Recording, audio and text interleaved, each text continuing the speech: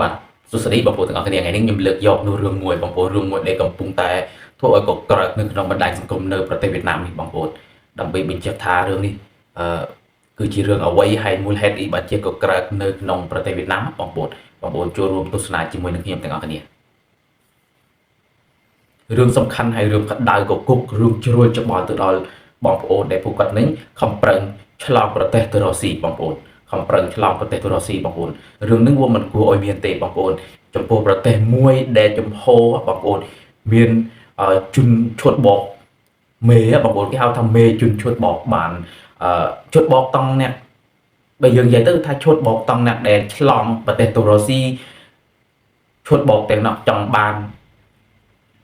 បំណងទៀតបងប្អូនដោយសារហេតុនេះហើយបានជានៅក្នុងប្រទេសវៀតណាមសពថ្ងៃបងប្អូនកំពុងតែជ្រួលមែនតើជ្រួលច្បល់ហើយក៏ក្រើកដូចយ៉ាងភ្លុកទឹកភ្លុកឌីមែនតើព្រោះតែរឿងដែលទៅចាប់ជនឈុតបកឆ្លងប្រទេសបងប្អូនជនឈុតបកឆ្លងប្រទេសនៅប្រទេសកម្ពុជាបងប្អូននៅប្រទេសកម្ពុជារឿងនេះខ្ញុំមិនដឹងថាមានពិតដែរឬទេបងប្អូនមិនហើយបានជានៅក្នុងវីដេអូនេះខ្ញុំក៏បានសូមអភ័យទោសដែរបងប្អូនហើយបើសិនណារឿងពិតបងប្អូនជួយខមមិននៅខាងក្រោមផងបងប្អូនហេតុអ្វីបានជាប្រទេសមួយដោយយ៉ាងធំមានការភាពស្រស់ស្អាតហើយក៏ក្រើកដោយសម្រស់ផូរផង់ដោយប្រទេសកម្ពុជាបានធ្វើឲ្យពួកឈុតបកមួយក្រុមធំជិតមកហៀងប្រទេសបងប្អូនបើយើងនិយាយទៅរៀងមកហៀងខេត្តពួកគាត់សុទ្ធតែជាកន្លែងហៅថាកម្មករនឹងបងប្អូនកម្មករឈុតបកនឹងអស់មកវាតែម្ដងបងប្អូនមូលហេតុអីបងប្អូនបានជារឿងឈុតបកឆ្លងប្រទេសនឹងវាបានធ្វើកើតឡើងបងប្អូននៅក្នុងមួយកន្លែងនឹងបងប្អូនមិនមែនតែមានតែជនជាតិខ្មែរទេបងប្អូនមិនមែនមានតែជនជាតិខ្មែរដែលទៅធ្វើសកម្មភាពទៅធ្វើការងារនោះទេបងប្អូនជនជាតិវៀតណាមក៏មានឡាវក៏មានថៃក៏មានមៀនម៉ាក៏មានច្រើនណាស់បងប្អូនគ្រប់បើតាមនេះរៀបនឹង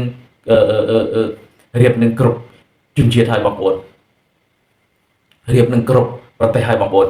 មើលណាបងប្អូននៅក្នុងសកម្មភាពនៅខាងក្រោយខ្នងខ្ញុំនឹងបងប្អូនសុទ្ធតែជនជុតបកឆ្លងប្រទេសទាំងអស់បងប្អូនពួកគេនឹងយកទីតាំងនៅប្រទេសកម្ពុជាបងប្អូនយកទីតាំងសំចតជើងរបស់ពួកគេនឹងនៅប្រទេសកម្ពុជាគេឈុតបកទាំងក្នុងប្រទេសកម្ពុជាហើយឈុតបកមកឆ្លងដល់ប្រទេសវៀតណាមហើយឈុតបកឆ្លងទៅប្រទេសថៃហើយឈុតបកទៅឆ្លងប្រទេសឡាវប្រទេសនានាទៀតបងប្អូនច្រើនណាស់បងប្អូនមិនហើយបញ្ជាពួកគេនៅឯនេះគេបានដាក់នាមនៅការឈុតបកនោះថាឈុតបកឆ្លងប្រទេសហៅថាឈុតបកទម្លុះប្រទេសបងប្អូនប្រទេសណាពួកគេក៏បានមានការឈុតបកទាំងអស់នឹងបងប្អូនដើម្បីវាយនៅទឹកចិត្តរបស់មនុស្សដែលចង់បានណាបងប្អូនហើយម្យ៉ាងទៀតឈុតបកហ្នឹងមិនមែនឈុតបកតែជនជាតិដែលប្រទេសនៅកំពុងតែនៅប្រទេសខាងនេះទេបងប្អូនពួកគេនឹងឈុតបកទាំងនេះដែលធ្វើដំណើរទៅធ្វើការនៅប្រទេសនានាទៀតបងប្អូនដូចជាប្រិផាត់ដូចជារូបខ្ញុំចង់បានទៅធ្វើការនៅប្រទេសកម្ពុជាក៏បានតាក់ទងដំណឹងអំពី TikTok ឬមួយអំពី Facebook អំពី YouTube អ៊ីចេះចឹងបងប្អូនហើយក៏បានតាក់ទងគ្នាធ្វើกระดาษបោះហើយពួកគេនាំដំណើរយើងទៅបងប្អូនហើយថាការងារនឹងមានតម្លៃធំយើងធម្មតាយើងដឹងហើយបងប្អូនធម្មតាបើសិនណាយើងទៅឆ្លងប្រទេសទៅរ៉ូស៊ីនឹងបើមានការតម្លៃធំនឹងយើងពេញចិត្តណាបងប្អូននឹងធ្វើដំណើរទៅតាមចិត្តតែម្ដងប៉ុន្តែបងប្អូនរឿងធំដែលកើតឡើងពេលដែលដំណើររបស់យើងទៅដល់កន្លែងដែលគេដឹកនាំនោះបងប្អូនគឺយើងនៅស្រុកវារឿងទួយទេបងប្អូនប៉ុន្តែពេលដំណើរដែលយើង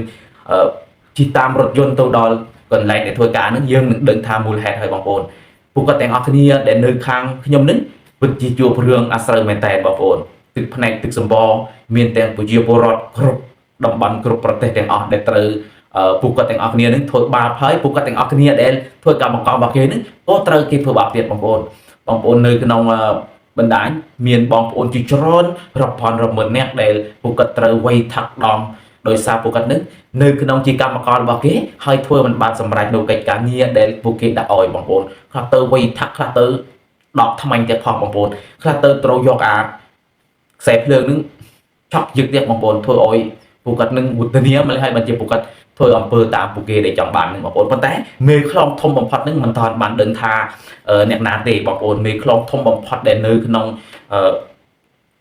ការឈួតបោកឆ្លងប្រទេសនឹងបងប្អូនការឈួតបោកទម្លុះប្រទេសនឹងមិនទាន់ដឹងថាមេខ្លងនោះគឺជាអ្នកណាទេគឺជាអ្នកដែលនៅប្រទេសខ្មែរដោយពិតសុទ្ធសាធឬជាប្រទេស ខ្មែរឬគឺជាប្រទេសវៀតណាមឬប្រទេសឡាវប្រទេសថៃទេបងប្អូនប៉ុន្តែការសំចត់ជើងដោយរឹងមាំជាទីបំផុតនឹងនៅប្រទេសកម្ពុជាបងប្អូននៅប្រទេសខ្មែរដ៏សុខសាន្តតែម្ដងព្រោះដោយសារប្រហែលថ្ងៃមុននឹងបើតាមដំណឹងនឹងកងទ័ពនៅខាងវៀតណាមបងប្អូនកងទ័ពនៅខាងវៀតណាមបានទៅវាយប្រហារនៅខ្លងកន្លែងនោះតែម្ដងបងប្អូនកងទ័ពវៀតណាម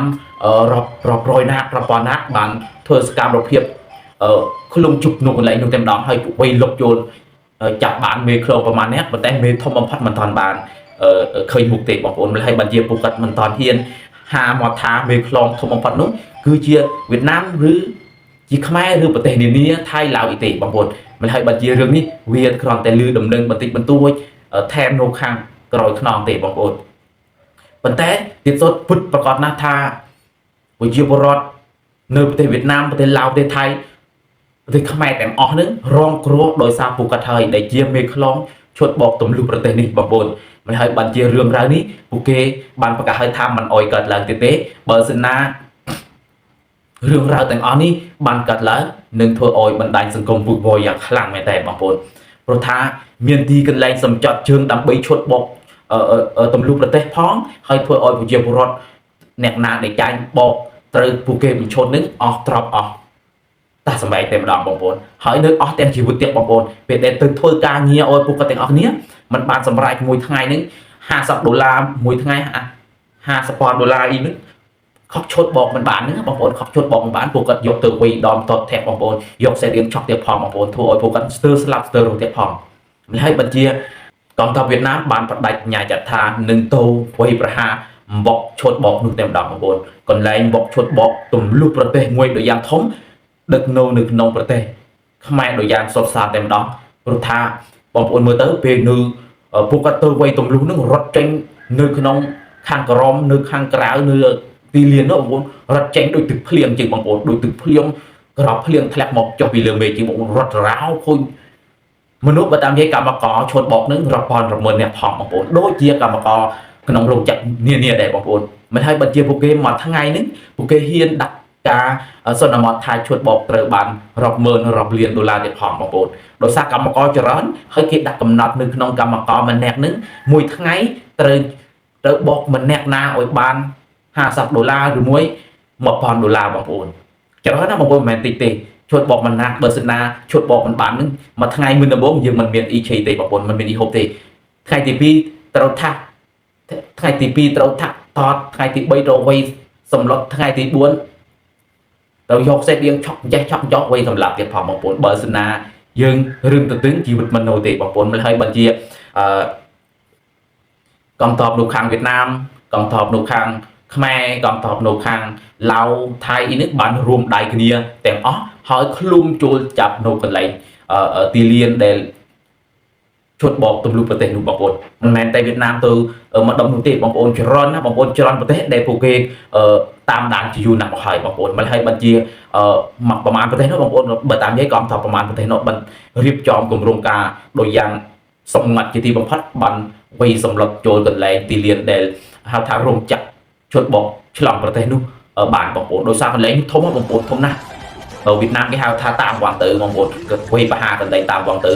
បាក់ជើងរលោងតែម្ដងបងប្អូនហើយពួកគេមានបំណងថាបាក់មិនអោយមានកន្លែងនោះទេនៅក្នុងប្រទេសកម្ពុជាទេបើសិនណាមានលំអាលាយនៅក្នុងប្រមាណប្រទេសដែលជិតខាងត្រូវពួកគាត់នឹងឈុតបោកហើយបងប្អូន